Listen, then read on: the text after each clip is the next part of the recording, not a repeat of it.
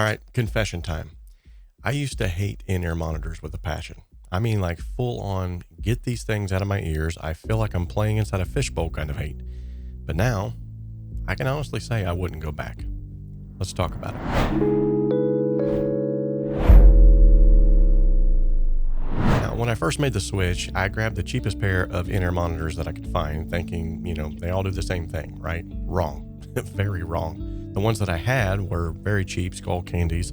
They sounded like someone had kind of put my guitar in a tin can and then microwaved it for 30 seconds. I mean, harsh highs, muddy lows, just awful. And because of this, it's no wonder why I started out hating in-ear monitors. It's kind of like a guitar player that's handed a cheap guitar to start out on, and then they get a nice guitar in their hands and they're like, oh my goodness, I've been missing out. So after having a few more conversations with individuals in the band and letting them know my woes about in-ear monitors, they looked at what I had and said, you probably just need to upgrade.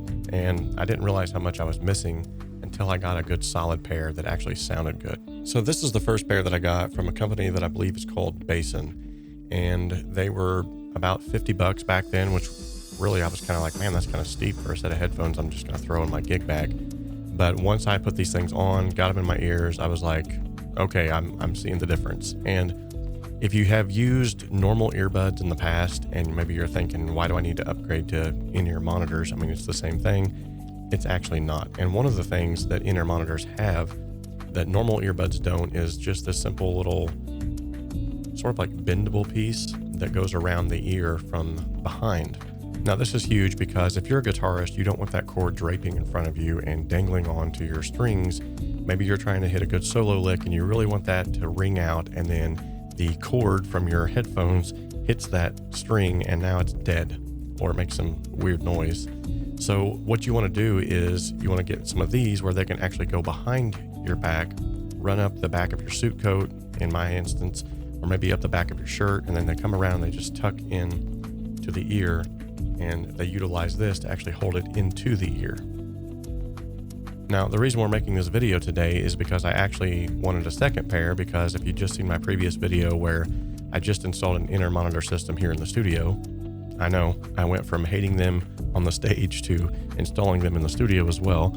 But if you just watch that video, you'll know that how much of a lifesaver that has been, and it's cut down cord clutter. And I just actually laid down a couple of tracks today for a session that I'm working on.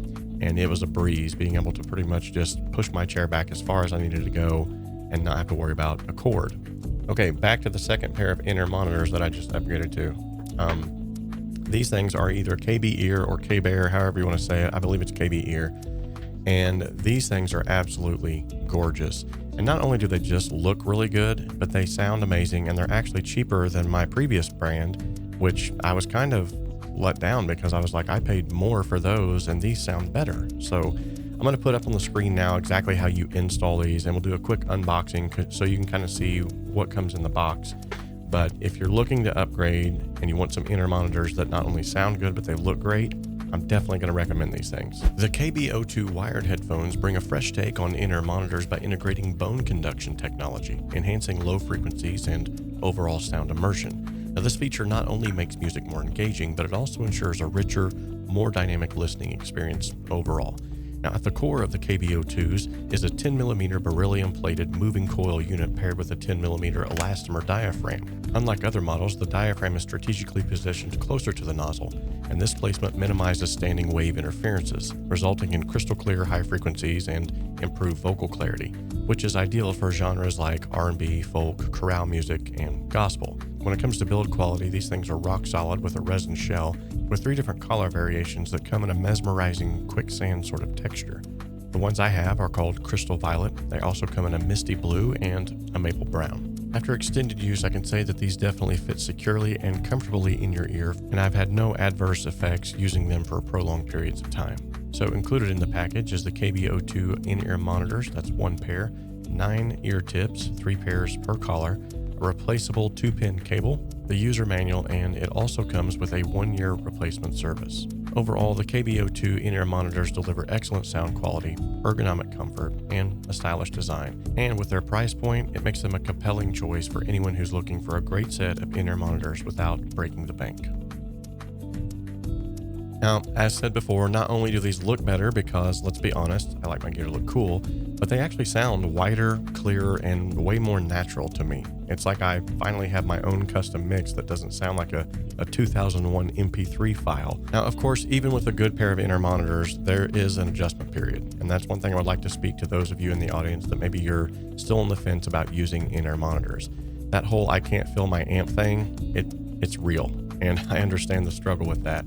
But I did learn a few tricks to fix that I want to share with you. Now, one of the first things that you can do to make sure that you're not feeling as if you're playing into a vacuum is to dial in a proper mix. And that means giving yourself just enough guitar without overpowering the rest of the band. In fact, I like to actually pull my guitar down just a bit to where I actually have to play harder and louder to get myself to be heard. It's kind of an homage to the days of whenever I was playing with a real amp on a stage, and you have to kind of compete with the bassist who wants to turn up to 11, and you have to keep cranking your amp up, and you're constantly fighting to kind of hear yourself. And in my personal opinion, it kind of makes me play better if I'm trying to hear myself over the rest of the instruments. Now, another huge thing is to make sure that you have an ambient mic present in the room. If your venue or your house of worship is not using ambient mics and they're feeding into your in-ear monitors, it's going to sound very sterile.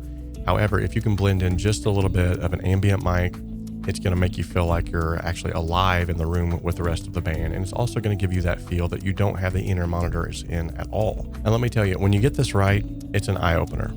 I actually feel like I'm locked in with the band. I hear everything that I need. I don't miss fighting with on-stage volume one bit, believe me. Now, the purpose of this video was to let you know that in-ear monitors are not the devil, and that you will adjust to them over time. And I'm not saying that you have to even spend a fortune. If you're struggling with in-ears and you're rocking a budget set like I was, then do yourself a favor and just upgrade. Your ears and your bandmates will probably thank you. By the way, rip to my first in-ear monitors or the Skull Candy earbuds. You were not great, but you tried. So again, if you're on the fence about in-ears, just stick with it. Get a good mix, invest in a decent pair, and give yourself time to adjust. One day you're probably going to wake up and wonder how you ever played without them. Trust me,